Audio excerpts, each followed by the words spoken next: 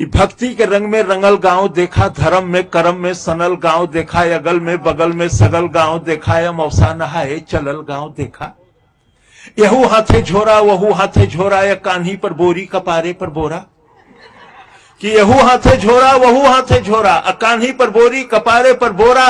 कमरी में केहू कथरी में केहू, रजाई में केहू दुलाई में केहू। कमरी में केहू कथरी में केहू, रजाई में केहू दुलाई में केहू। आजी रंगावत हई गोड़ देखा, हंसत हूँ बब्बा तनी जोड़ देखा। कि आजी रंगावत हई गोड़ देखा, हंसत हूँ बब्बा तनी जोड़ देखा।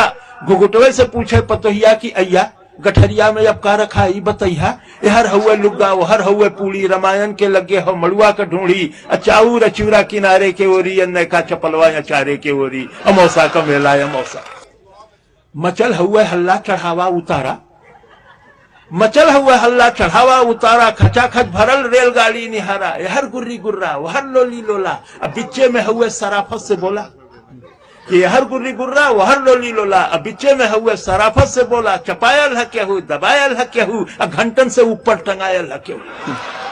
कि चपायल है केहू दबायल है केहू, घंटन से ऊपर टंगायल है केहू। केहू हक्का बक्का केहू लाल पियर, केहू फनफनात हुए कीड़ा के नियर। अब बप्पा रे बप्पा ये दैया रे दैया तनी हमें आगे बढ़ा देता भैया। कि बप्पा रे दैया तनी हमें आगे बढ़ा देता भैया। मगर केहू दर से टसकले न टसके, टसकले न टसके, मसकले न मस्के। छिड़ल हो हिताई नताई का चर्चा, पढ़ाई लिखाई कमाई का चर्चा। दरोगा का बदली करावत हो केहू, लग्गी से पानी पियावत हो केहू। अमौसा का मेला अमौसा। गुलब्बन के दुल्हन चले धीरे धीरे, कि गुलब्बन के दुल्हन चले धीरे धीरे, भरल नाव जैसे नदी तीरे तीरे। कि गुलब्बन के दुल्हन चले धीरे धीरे, भरल नाव जैसे नदी तीरे तीरे। सजल देह जैसे हो गौने का डोली, हंसी हो बतासा सहद हुए बोली। देखे ली ठोकर बचावे ली धक्का, मने मन छोहारा मने मन मुनक्का।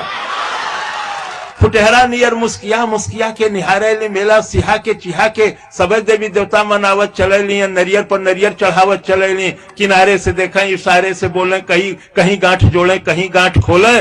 बड़े मन से मंदिर में दर्शन करे ली, दूधे से शिव जी का अर्घा भरे ली। चढ़ावे चढ़ावा या गोठे शिवाला, छुअल चाहे पिंडी लटक नहीं जाला। अमौसा का मेला अमौसा।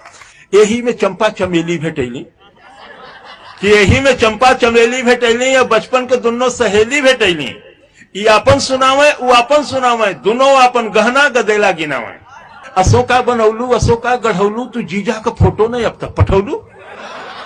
कि अशोका बनौलू अशोका गढ़ौलू, तू जीजा का फोटो न अब तक पठौलू। न ई उन्हें रोके न ऊ उन्हें टोके, दोनों अपने दुल्हा का तारीफ झोंके।